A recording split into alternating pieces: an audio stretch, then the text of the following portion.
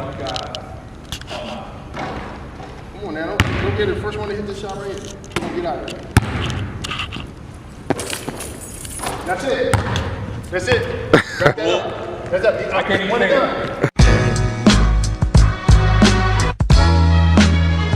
That's right, that's right. Yeah, yeah. Yo, who that? Who that? H&I-C. Hey, yo.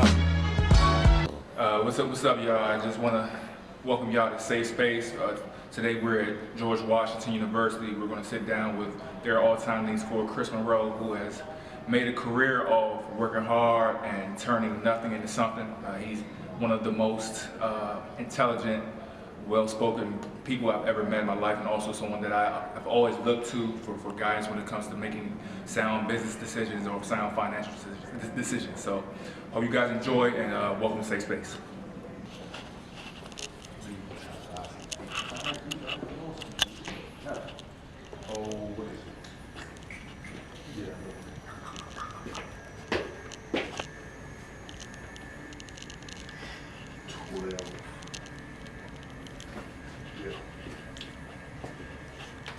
Me and Shante Rogers went in, Baltimore native.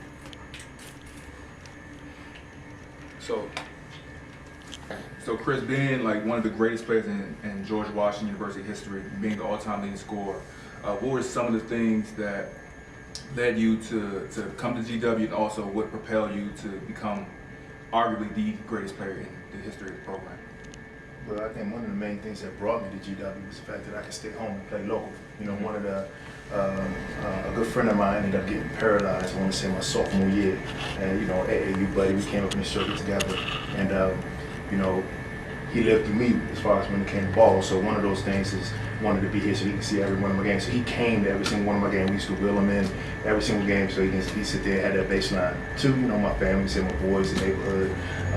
My grandmother was here. My father doesn't like to fly, so that was one of the main reasons that I wanted him. And they supported me all through my career. My mom traveled everywhere with the AAU, so you know, I'm a family guy. Stay close. It was either going to be Maryland, Georgetown, or GW for me in this area. Seemed like it worked out. So, as you say, you wanted to stay local.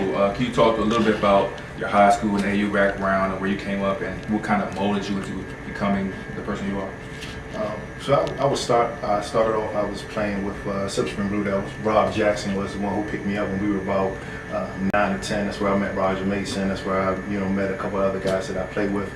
From there, we went on to win the 11-year-old national championship, Cocoa Beach, Florida.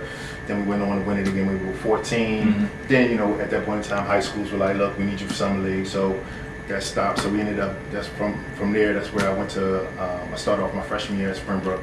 I transferred out of Springbrook, went to Good Counsel my 10th grade year. And then I kind of toured a LeBron thing. I was like, well, me and my guys, you know, AAU, we always wanted to play together. So it was one of those things where, why not? Let's try to win the city title. Let's try to be, you know, carry over what we did from AAU to the high school scene. So that's when I recruited Roger to come to Good Counsel. Earl Hunt was already there. AJ Harris came as my point guard, and so you know, from that whole background, it was just like we were the original Blue Devils. So let's take it there. So that progressed on to us being ranked in the top 5 by our senior year in high school, and you know, selling out the Smith Center twice when we played DeMatha with Keith and Joe and all that. Okay. So you played against those great DeMatha teams, but if I recall correctly, weren't you guys ranked above them in the US Today polls? That's right. We were ranked as high as I want to say number 3 or number 5. And we ended up losing that because we lost to Kenny Satterfield and them at Slam Dunk to the Beach, and Andre Barrett. And Roger ended up broke his thumb that game. And so we pushed through. We beat Newport with Rodney White and all those guys, James White, TJ Thompson. And you know, we took that loss, and then from there, Gonzaga ended up, you know, beating us, which they beat DeMatha too. That zone killed everybody in high school. And so, you know, they went, and I'm happy to say Gonzaga went on to win it, you know, well, actually, they lost to Dunbar. They lost to Brian Chase and them. Oh, okay. So, yeah, so, hey, tough. So, talking about all those great players you played against and played with, do you think that basketball or grassroots basketball in this day and age is as competitive or more competitive than when you came up? Because, like you said, you just ran over 3 or 4 McDonald's All-Americans, 4 or 5 guys that are legendary in this area who probably just best to do it. So, do you think that your era could compete with this era or vice versa? Oh, yeah, I think we would actually we would crush this area. I think it's the kids now, they have a lot of talent, they're athletic, but I think understanding the game, you can drill. You got a lot of players out here that drilling at an early age, but they're not understanding the mental side of the game. So when they get into certain systems, they're not able to perform as they do in AAU versus when they get into a high school or college system. So they have a lot of potential, but it doesn't really translate to the game. But I mean, there's a lot. The guys I would say are better skill sets now. But as far as understanding the game and scoring, a guy with less talent, if he understands the game the right way and can position himself, just like Gonzaga. Gonzaga didn't have the same talent as, say, us or the math of that year, but they were able to run the table with us because they had those guys that had a better understanding, I would say, of their system and to help them win. Gotcha. I would say some of my best games were not even in this arena, to be honest with you. When I broke the all-time leading score record, I was in UMass. When I scored my career high that lasted throughout my basketball career here at GW, I scored 35 at LaSalle my freshman year. Here I just had great memories because of all the people that was here, from my family, my friends, and the guys that I had with me here to practice. The memories here is what I remember most. And then the games where we beat Maryland at the BB&T. It wasn't here; it was right around the corner. But those are those memories that stick with me here. But I just remember, I could tell you, like over there in that corner before the renovation happened, because the renovation happened in 2010 here in the Smith Center. But in that corner down there, that's where my family was sitting. I could see my father sitting there, my mother, my grandmother, the boys from the neighborhood, Ronnie there. So, and actually, currently the team sit on this side of the aisle. When I played, they sat on the other side. So I was right there. So when I was frustrated, I can always hear him in the back of my ear, like, "Hey, Chris, saying focus. Get your mind right, get out your head, go out there and play." So that was one of the best things, because they were right on top of me. So I can always have them coaching me up. So one thing I picked up from you when I was a player was how hard you worked and how deliberate you were in every little aspect of the game of basketball. Like, you were very technical in the way you shot the ball, how your shot preparation, something that took with me going forward till I ended to stop playing. So I just want to know, was your father or somebody else a big influence on you to get, like you said, keep you motivated, keep your head together? Who TV. We got a lot to talk about. Got a special guest in the building as well. The video that we started off this week's show with comes from, it's called Safe Space, and it is, it's brought to you courtesy of the Inch Consulting Group and the Pivot Group. They got a series of videos out, and we're happy to go ahead and debut a portion of one of these, so you can check the rest of this out. Again, it's by the Inch Consulting Group and the Pivot Group. All right, so we got a lot to talk about tonight. We got the great Ron Bailey in studio with us tonight. Look forward to talking to him from I-95 Ballers and the Hoya Report. We got a Washington Mystics segment. Obviously, WNBA season gets officially started this week. We already been through Media Day. 2 preseason games are done. They open their season this Saturday afternoon at 1 p.m. against the Indiana Fever. And then our Wizards draft series continues. The NBA draft lottery was like 30-40 minutes ago. So we'll know by the time we get off air, or even during one of the breaks, exactly how things play. Wizards are right outside the lottery. You see, they got an opportunity for something special to fall to them. This week, Cardell's going to go first, then myself with the draft series, and we've thoroughly enjoyed doing that. But we're going to take a quick break, and when we get back, we're going to get things started with a conversation with Mr. Ron Bailey. You are watching the Focus TV.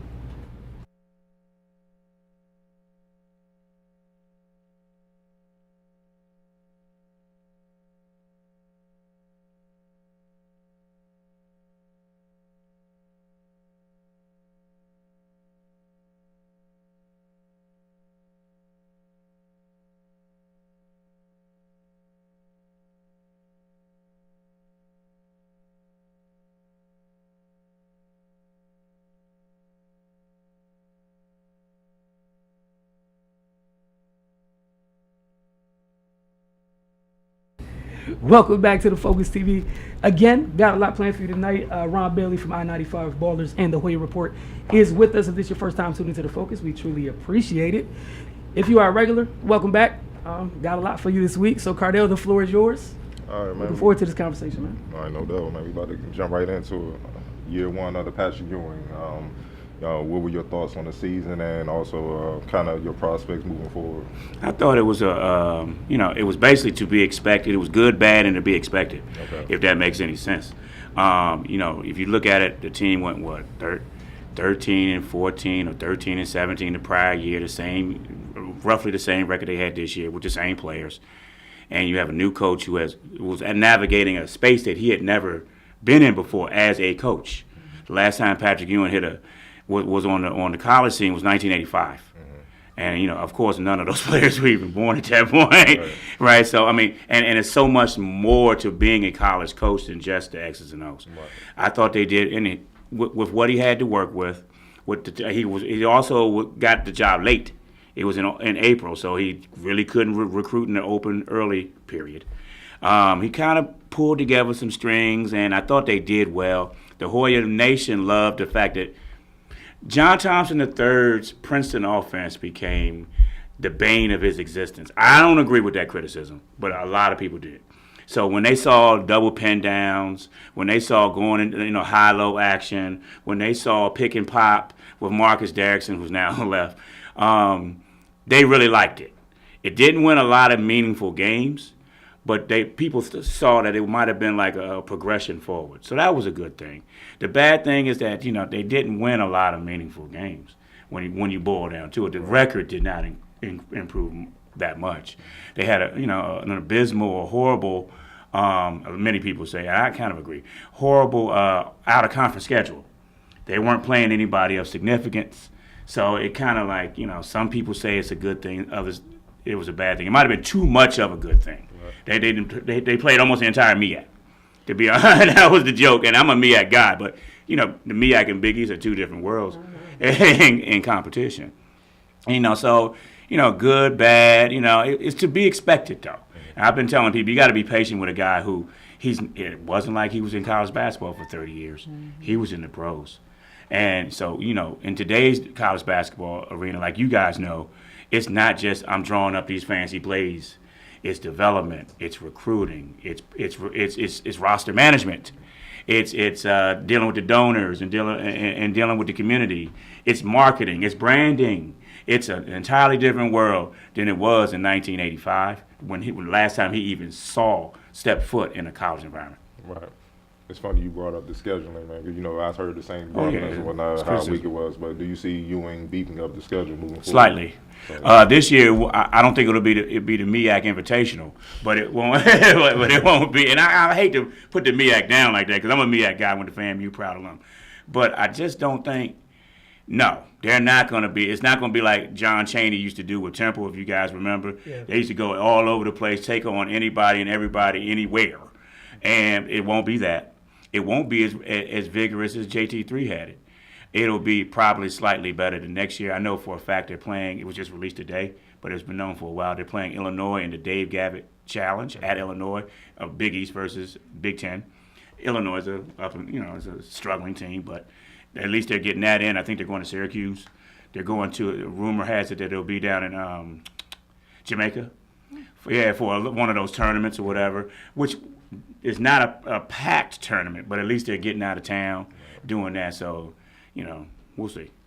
Okay, a couple Warriors are in the draft.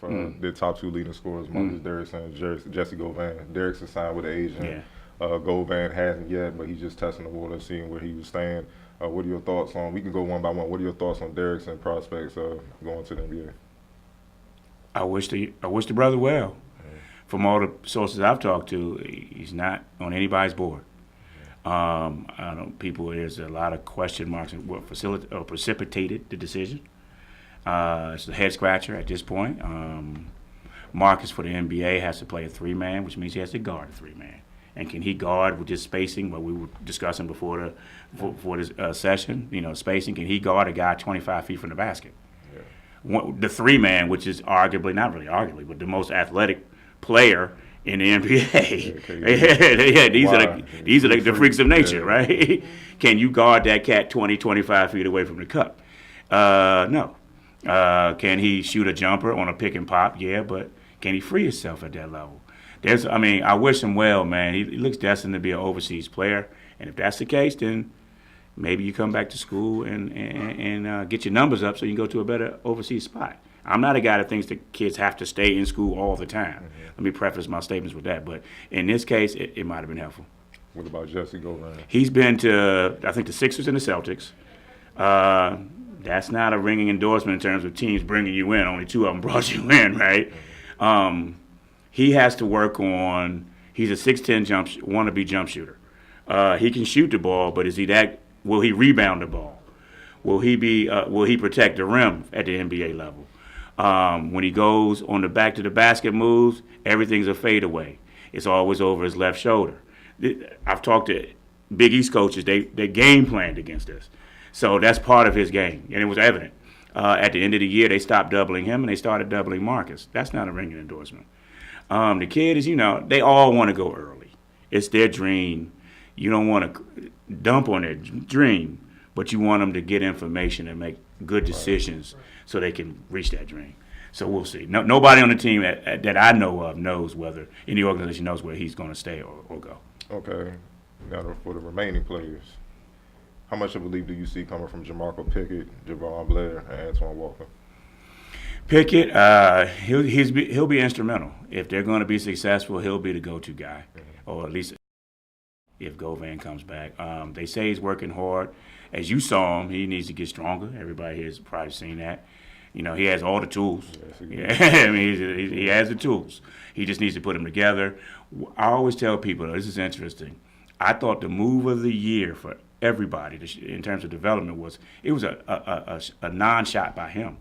He on pick and roll, they hedged him hard. He went right. He crossed back over to his left. You saw him at Easton. He wasn't a left-hand dribbler.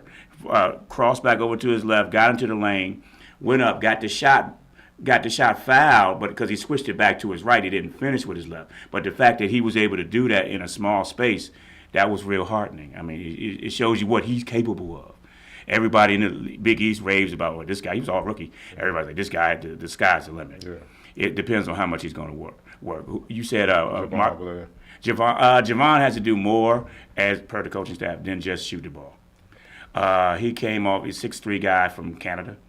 Was a late signee. Comes off pin downs well, floppy action well. But he can't just be I'm touching the ball every time I'm shooting.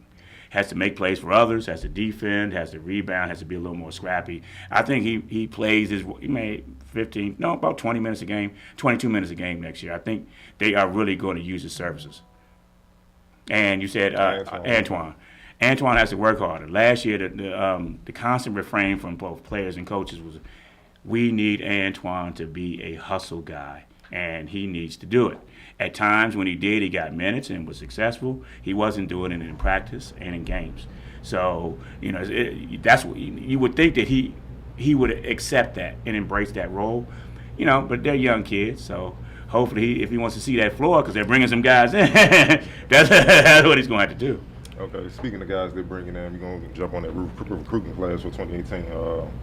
James Akinjo out of Cali. Great late pickup. Okay. Was a guy who was going to UConn, apparently turned the Peach Jam out, which is the EYBL. Okay.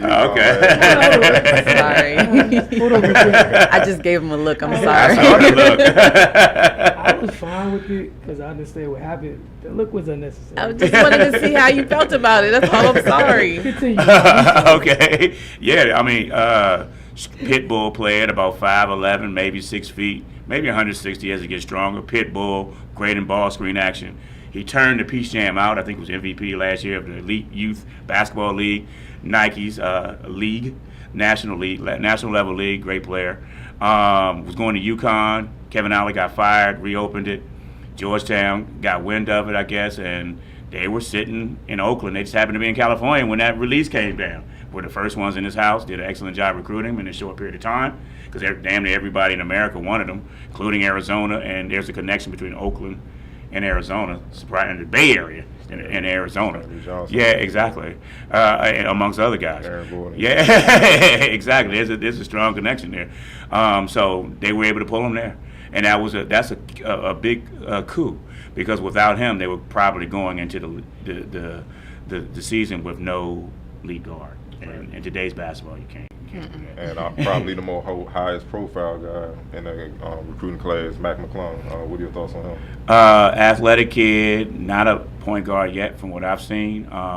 Finisher, has a large cult following. So and then and they will be at the Kenner League. Everybody come down this summer. It starts in July and extends through early August, and it's an opportunity for you to see these people free of charge. It'll be packed. Exciting player, has to learn. I've seen him play. I've seen him practice on the AAU level, and the cat is a really good player. Don't get me wrong, but is he a point guard at this point? From what I've seen, no. Maybe I'm wrong. Evidently, they recognize that too because they went out and got a lead guard after he signed. He's smart. He's aggressive. He's tough. But, as everybody at this table knows, in point guard play, there's nuances to it, man. It's changes of speed. You know what I mean? It's changes of pace. It's knowing how to flatten out and get spacing so you can deliver the ball to people or turn the corner. And that takes repetitions. It takes time. I think eventually he might get there. He has an excellent chance to get there. But at this moment, I don't think he walks into the Big East being a point guard. Can he defend off guards in the Big East? That's a great question. He's athletic enough, but he's athletic enough. Right. He didn't start for Team Loaded.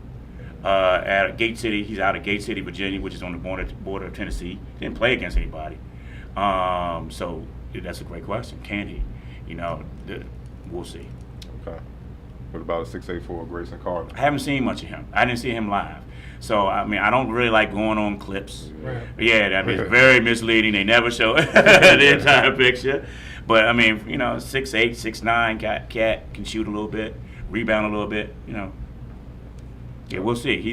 They need him to be something up front for them. They need a little size. They need a little effort up front. So minutes are available. And not that we're going to get right back to it, but breaking news, the Suns have the #1 pick in the draft. Oh, wow. We just went through, and the Kings draw #2, and Hawks get #3. Oh, wow. Yeah, so just to fill all y'all in on that, getting back to the recruiting, Josh Leblanc out of Louisiana. Athletic kid from Baton Rouge, Louisiana. I saw him at the NBA PA Top 100, which you were there. And the cat, man, he goes after it. Not last year wasn't the most skilled for his size. He's about 6'5" or so, athletic, long, but not a really good, at that point, good ball handler and shooter. But he can give you effort. He'll give you some defensive stopping. He's a pit bull, so he's a guy that can probably work his way into some minutes. Okay. For next season, how much of an improvement do you see coming from Patrick? Well, I think we also need to mention Omer Yurtseven. Okay. It's a transfer from North Carolina State. He has to sit out a year. As it stands now, 6'10", about 250. Turkish cat. Really skilled. Can step out to about 15, 17 feet, hit it, go back to the basket over either shoulder. Third team All-ACC, I want to say. His minutes dwindled towards the end of the year. I think Coach Kevin Keats was trying to go with a smaller, more aggressive off-the-dribble lineup, and they were winning with it, so he rocked with it. But he's really a potential, not necessarily program changer, but definitely positive impact guy in Patrick Ewing's rotation. Okay. And how much of an improvement do you see coming from Coach Ewing? That's a great question. From this time last year, I'm seeing improvement on the recruiting aspect of it. He's out there a little bit more. He's allowing himself to be photographed at people's schools. And in today's day and age with social media, that's half the battle, right? Half the battle. In terms of, he said something, he was like, your kids don't have to like you, but they got to know that you want the best for them. And I think for the most part they do. Some kids are always going to blame somebody else. Right. It's always somebody else's issue. Like, not just kids, people, adults too. So I don't, but I think he's learning. He's more comfortable in the space than he was before. Okay. We'll see how it, if he continues to. I think he will. I think he'll be better. And I don't want to throw shade in New York, but I guess I am. I think he's better at it than Chris Mullen is at St. John's. He seems to lose his team every year. Yeah. And that's a red flag. You lose an entire team, man, every year. Something's amiss, and they don't win games. Okay, let's switch it up. Talk local AAU hoops. We're going to talk about arguably the best team in the nation, if not the best. Team Takeover, undefeated on a Nike EYBL circuit, 12-0. led by DeMathis, Justin Moore, who's leading the team with 12.5 points a game. St. John's guard Casey Morzell, who's right behind him at 11.5 a game. And Gonzaga's Terrence Williams, who's close to 8.6 and 4.9 rebounds. Who has really stood out from your team, and what do you feel are the keys to their success of being undefeated so far? I think the keys to their success is Casey Morsell might have shocked more people because at St. John's last year, he was at St. John's in Northwest D.C., he was asked to do so much. Bring the ball to the floor, distribute the ball, score the ball, defend, lead, and that was a lot for him. And so at times he looked uneven. He's probably surprised more people because he's playing with a lot more talent now. But to be honest, I think their strength is that no one is really dominating. No one's the dominant player. They all play their role and they play it well, and they've accepted their roles. And if you Keith Stevens, he has the luxury of saying, if you don't play your role, I'll sit you and bring in somebody who will. Right. So you have what?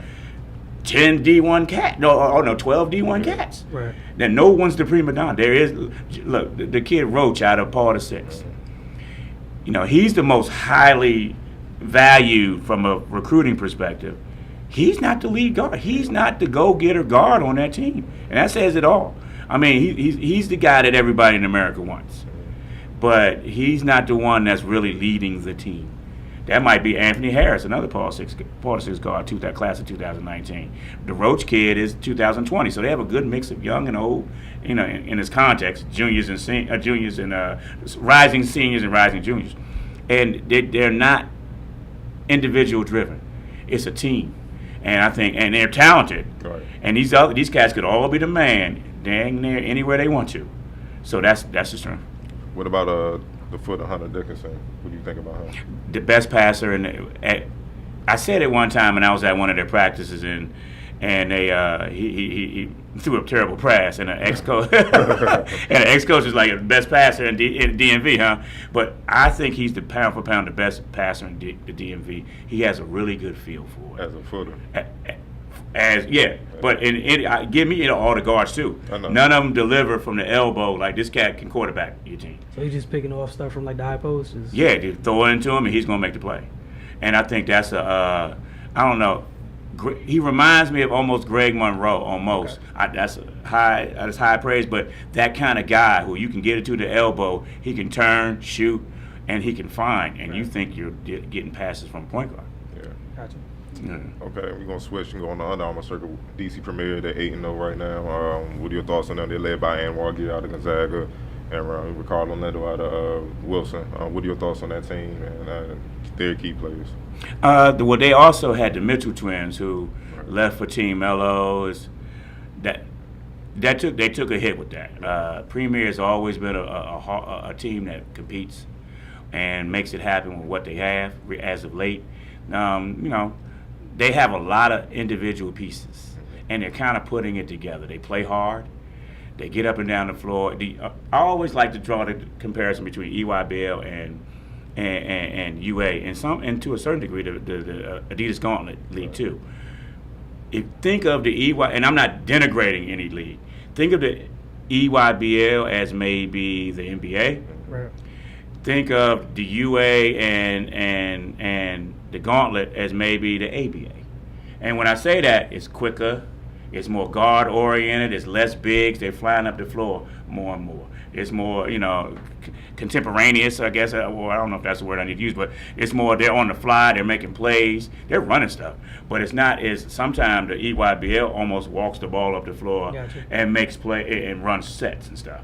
So in that setting, I think Premier is one of the best, in any setting, I think the Premier is one of the best organizations in America.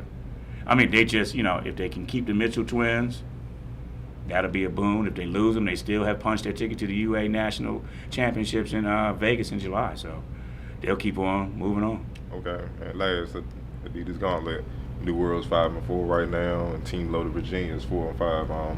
Same thing about those teams. What has jumped out about you about those teams and the players? Coach Zach is. I've seen him with the old DC Assault. I've seen him with BBC. I've seen him at multiple stops, and this is what happens. He takes a group of cats, and then by the end of the year, they become a real a real force, a real good working team, and that's what they're in the process of doing now. Okay. They have they lost Ian Teal, O'Connell High School. He actually went to Mello too. Yeah, but they have a couple other guys. The best player, and it might be the most unsung player in DC, or at least with DC origins, is the Coolabah kid. Kareem Coolabah. Used to be at Pilati. He used to be at Pilati. Now he's at Scotland Prep in Pennsylvania. He's the guy that Providence just offered. The Biggies are really looking at. If they can continue to give him the ball and work through him, they'll be okay. Okay, what about Team Loaded? Team Loaded, I saw them. It was not an auspicious debut. When they were at the Gauntlet, they were more talented than they played. Coach Blackwell does a good job of bringing these guys together. If they can kind of decide on who they want to rock with and rock with those guys, they can do it. They got a guy by the last name of Coleman, a 2020 wing, about 6'6", 220 pounds or whatever. He's getting offered by everybody. They lost Baycott to Armando Baycott to Team Takeover. This is kind of like a I guess, soap operatic to you. I'm leaving. You know what I mean? It's a reality show almost. So and so's going to such and such. It's kind of it doesn't make any sense. But they're really they'll come together. When I saw them out at the DC Gauntlet, they were struggling. But I understand they've kind of righted the ship a little bit, figuring out who's going to be the guy, like Sharif Kenny. You know, he's from here. He plays for them as a point guard. They got to figure out who's going to be the lead guard, and then they got to figure out how to get people the ball. They will. All right, man. First of all, I just want to say thank you. Definitely enjoy hearing you and Cardell talk. I think Octavia and I both, as well as those watching, just listening to the insight, man, is wonderful. Thank you. So we appreciate it, and obviously we look forward to the next time you join us. You're not leaving, but we got a lot left. All right, so folks, before we go to the second break in our show and we continue on, Jamal Hayward and 9450, we started this breakdown series and it's been awesome. Look forward to it each and every week. This week's move, this area of expertise this week, is same foot, same hand stop. Again, this is Jamal Hayward from 9450. Same foot, same hand stop. And we'll see you guys on the other side of the break. You're watching the Focus TV.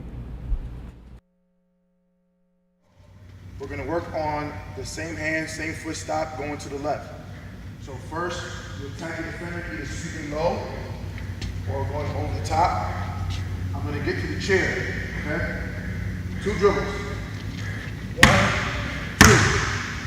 My offhand is here in the chair. My leg is out like a lunge.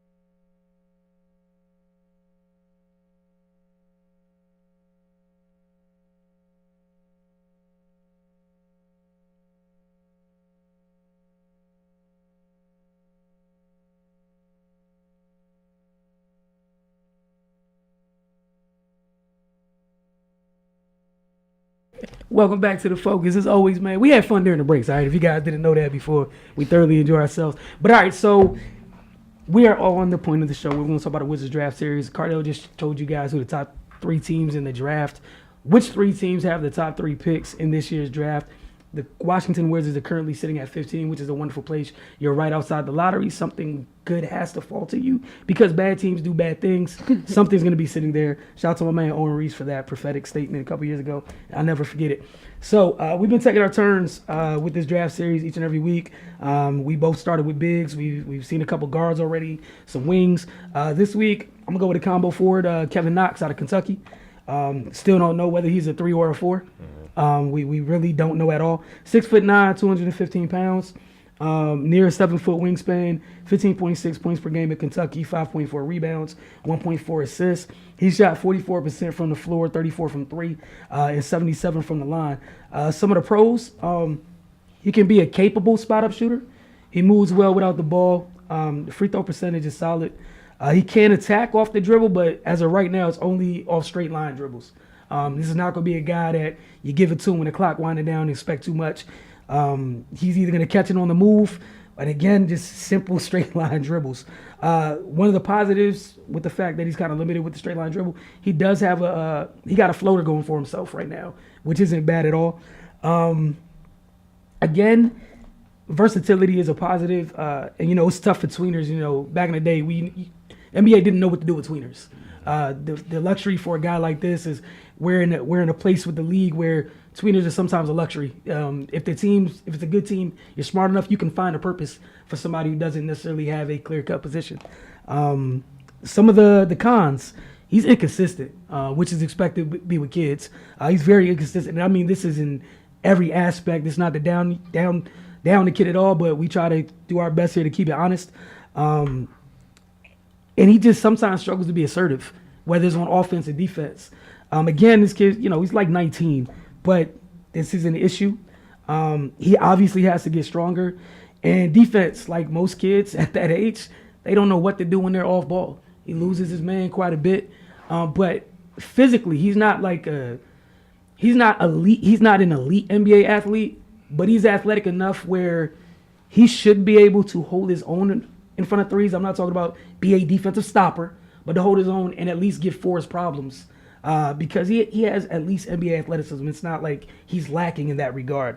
So bottom line, in terms of his fit with the Wizards, this is definitely something they can work with. We talked about they need a big. They also need wing depth. We saw what happened in the playoffs when Otto went down. They had Sato playing the 3, which is just not fair to Thomas at all. Just not remotely at all. He's a playmaker. So when he's out there, that's one less player the defense has to guard. You don't have to account for him. You just load up. You don't even worry about him. John and Brad kick it out to him. You shoot it. Feel like you won if you're the defense, right? So this is a guy. He's not the same body type as Otto or Oubre, but along those lines where big, long, lanky kid needs to get stronger. But he should benefit from the added room on the NBA level. Some of the tough things when you watch some of the kids in college is you can't really tell exactly what they're going to be because sometimes we put them in a box of what we see on the college level. They get more space in the NBA, and they're able to operate a little bit better.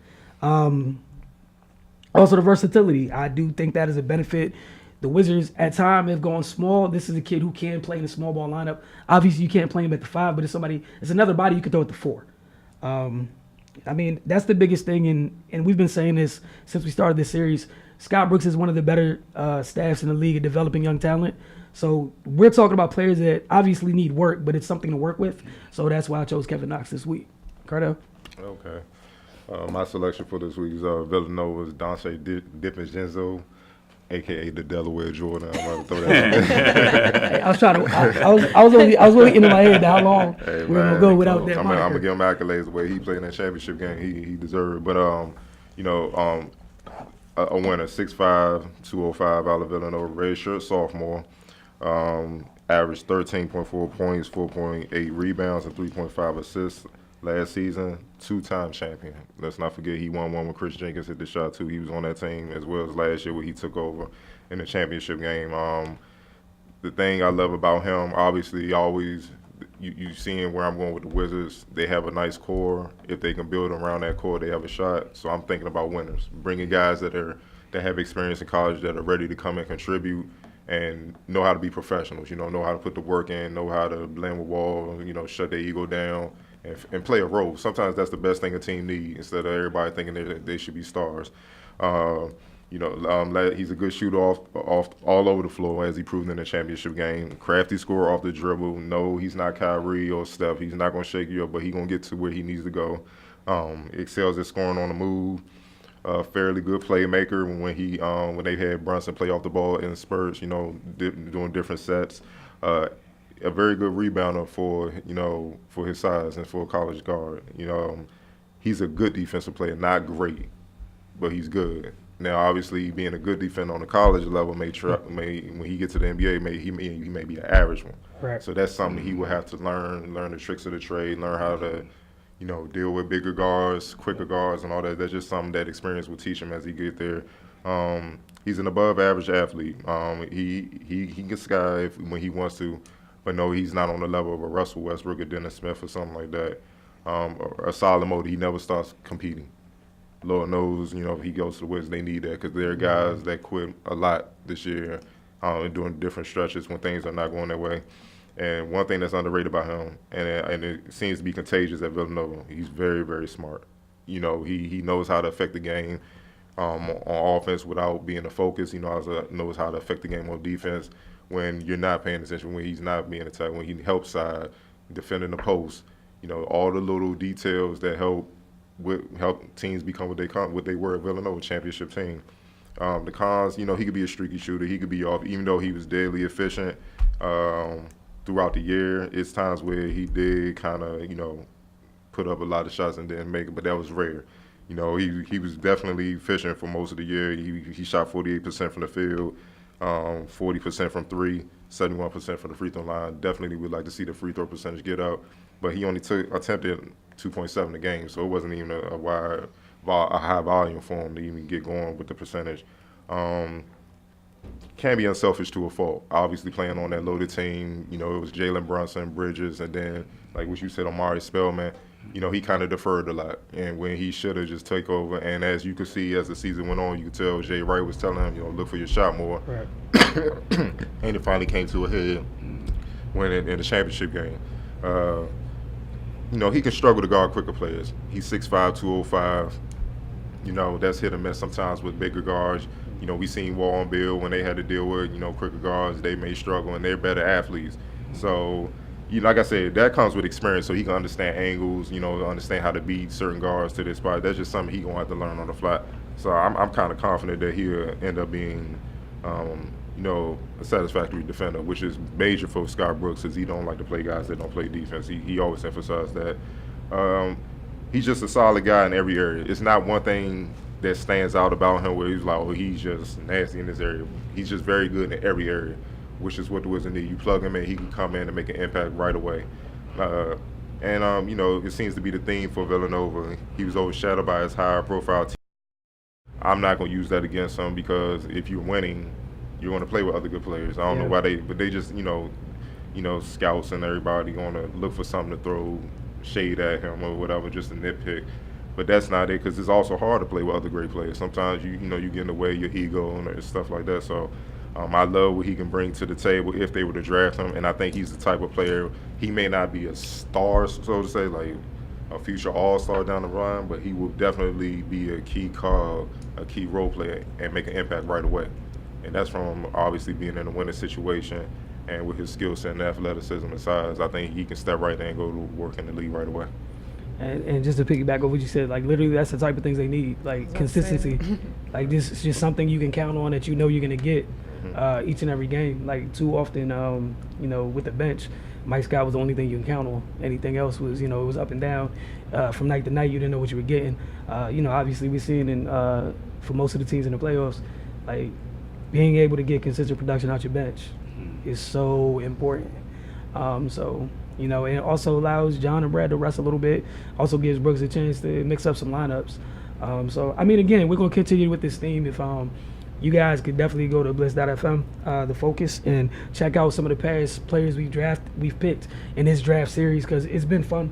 I look forward to who we're picking, the next time we do this. But they have a good opportunity to fix one of several holes on their roster with that 15th overall pick. So we're going to shift gears and go from the Wizards to the Mystics. All right, so they played their second and final preseason game this past Saturday at the University of Delaware. Lane Della Don's old stomping grounds. Pretty much a home game for her. And Christy Tolliver and Crystal Thomas played in their first preseason game. And the Mystics routed the Fever 91-56. So they started the game on a 31-16 run. In the second quarter, they outscored Indiana 20-8. Wouldn't take too much from this, obviously. It's just the second preseason. It was just a preseason game. Also, you got to think of the Fever. You're not going to show Washington everything you really have since you open the season with them this Sunday. That being said, it was good to see Crystal Thomas back on the floor. She played a big part on that team last year, stepping in with some of the injuries, and kind of got her to see grow in a role that she had an opportunity to play in her career thus far. She's always been kind of a player that spelled other bigs. Last year, she was the starting center for quite some time with Emma being gone this year. We'll see if that's going to be the case again. So they got 15 points from Elena Della Don and Tiana Hawkins, who everybody was raving about on media day. She had a big outing as well with 15 points as well. So we got a chance to know what the roster looks like now, Cardell. Some of the cuts, as of right now, the cuts that form the roster. The roster's currently at 13. Most WNBA teams carry 12. Keep in mind that the Mystics roster is at 13, but really 12 because Taylor Hill is out with an injury. But the players that were cut were Allison Hightower, AJ Alex, Aisha Taylor, Tanya Atkinson, and more. So we know who the Mystics have going into this regular season. Any thoughts you have as we get ready to get into this regular season opener? I like what Monique Curry has brought so far. Yeah. She seems focused. She seems locked in and ready to, like I told you before, I think to lead the Mystics. I think the Mystics low-key have a shot at the chip. It's going to be tough, don't get it wrong, if they stay healthy. That's always been their issue. Like, they'd be knocking on the door and then somebody go down. Ivory would go down. Taylor Hill went down, who's having an all-star season last year. Della Don to get banged up, miss a few games, and that just kills your momentum. They need everybody to knock off, not just the Lynx, but even, the Sparks. Those are the two teams everybody is chasing. So I like what she bringing. And it wasn't by accident. She's going to add depth to that wing spot in case they do run into the Lynx or somebody like that. Because Maya Moore and Simone, you got to deal with those two, and that's not easy. That's a lot. I also like what I saw out of Tiana Hawkins. Yep. Like you told me, she was in training camp. She was the talk. How much transformed her body and game. Riverdale Baptist, right? Yes. At Maryland too. So she transferred. Her family. Yep, had 15 points or 7 to 12 shooting and 6 rebounds. So she looks ready to go. And that's what I'm seeing. I'm just trying to see who's ready to go right now. It won't be kind of a waiting period, getting in shape a few games in the season. I think that's going to be key for the Mystics to try to get a good, strong start so they could try to get a type of home court advantage, man, because what the WNBA does that the NBA don't do is not a conference of seedings. It's the entire league of seedings. So, you don't want to have to go play Minnesota in the first round or something. That's not ideal. And on the road. That's and not think about ideal. what happened last year. In one game. The Mystics get to the playoffs, all the injuries they had. They win the first two playoff series because the first two rounds are single elimination. Then you take on Minnesota. Minnesota has home court. Right. Like you said, that's why it's so important what you're talking about right now. You get home court in that best of 3 series, that it's pivotal. And people don't understand, the Mystics play the Lynx tough at home. Like it's been the past few years, they've been. If they put up the record, they have more wins at home against the Lynx than anybody in the league. It's the going to Minnesota part. Yeah, exactly. and that's tough when we all saw what happened in the finals. So that's what I'm looking at, and I was encouraged by what I saw. Yeah, and the other thing I'm really anxious to see is how quickly the youngsters adapt. We've heard a lot of the veteran players, especially on media day, talking about how they're not surprised by the kids, that the kids really came in ready to go. Because they're going to have to play a big role. There's a lot of versatile players on this roster, and that's what's going to help the Mystics, again, obviously with health withstanding, is that the roster's versatility. You got so many guards with really good size, some wings that can play the 4. I love the fact, and I'm going to hold on to what TRP said about Tiana, about, obviously we talked about the changes she made with her body, and we know her game. She's a tough rebounder, can knock down shots. But the fact that there's a possibility, if she worked on her ball handling enough, that they could slot her into some of those weird lineups where she can play some 3, that's going to be key against big teams. We talk about the Sparks. They got a bunch of bigs all up and down that roster. And like you said, I think Monique Curry, that veteran presence, would be wonderful because that's a young team. Yes, it is. Mystics are a really young team. After you get past Deladon, it's a young team. And Christy, it's a very young team. So I mean, Cardell, you're probably right. I think they do definitely have a chance this year, but I think they got to go from the top. They got to go like right out the gate. Right. I think the coaching staff, I don't know much about the Mystics. I have watched them a little bit, but not really to intelligently comment. But I know that coaching staff, I went to a clinic, and that dude broke down pick and roll coverages. He's a savant. Yes. When it comes to that basketball thing. I mean, he broke it down, and my eyes were wide open, and I couldn't leave. I was late for another appointment. I mean, I just sopped it up. They're in good hands coaching-wise. Coach Mike Tavolt, he's sharp, and a lot of people don't know. He was the head scout on the Bulls when they drafted Jordan. When they weren't sure, so that's how far his basketball resume go all the way back there. And when the organization's like, "You sure?" He was like, "Yeah, we need this the kid." Wow. And so he was, even Rod Thorne, the GM at the time, wasn't sold on Jordan. I didn't know that. Who gets some of the credit? Yeah. He was the guy that we need to get this kid. He's the one, and it worked out. So obviously. And the moves he made with the Mystics, you see, they've been ever since he's been there. They've been among the Eastern Conference contenders. And he's the one that found Emma. Yeah. That was him. Really? Yeah, he's the one that went to Belgium and found Emma. He kept TRP, who's from the area, undrafted. And she was undrafted out of North Carolina, even though she was all ACC. She was undrafted and kept her on the team. And WNBA, it's hard as hell to make the team when you're undrafted. That's like oh really? Oh yeah, it's like man, look, they got a 3-round draft. I hope I'm not messing this up.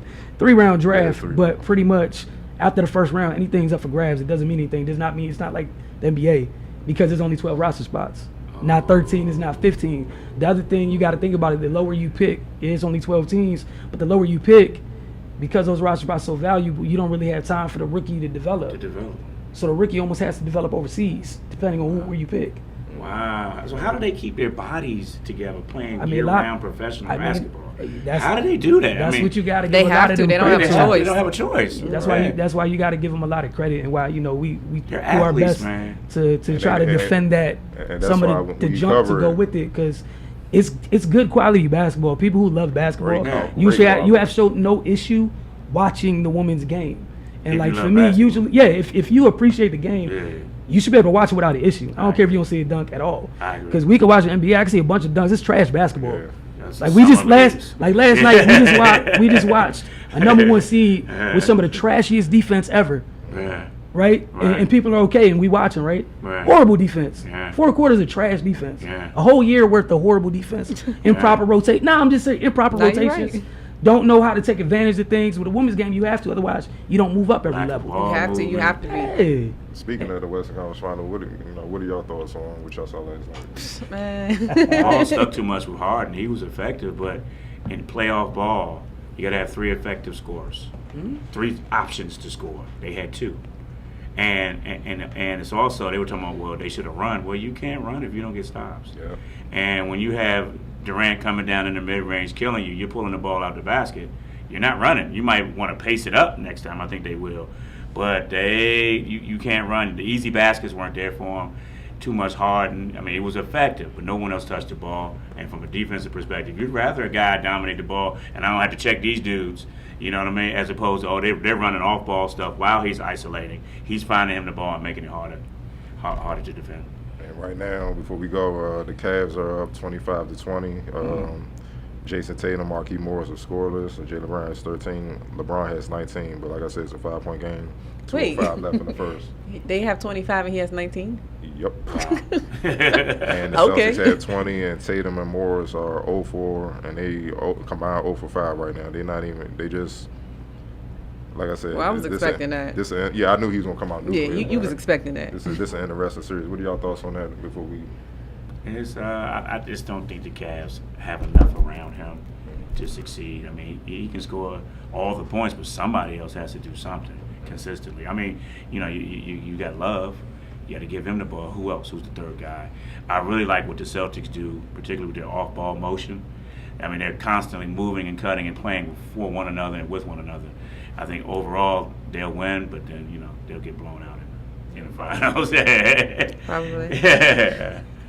I mean, I don't really have anything else to comment on. I know, right? I was like, I mean, Said it. Look, that's man, just- basically it. Yeah. I It's, mean, like I said, I'm just looking forward to this weekend. You know, to start a good basketball on a regular basis for me. I enjoy going to see it. Y'all can take that how you want it. Don't really care. Want to thank Ron Bailey for coming through. And as always, get over to findersmag.com. Get over to mymountainsports.com. Thank you guys so much for this week tuning into The Focus. And we will see you guys in 2 weeks. Not 1, but 2 weeks. Dos. Mystics got a game on Tuesday. We got to be in the building, man. We can't be at both places at once.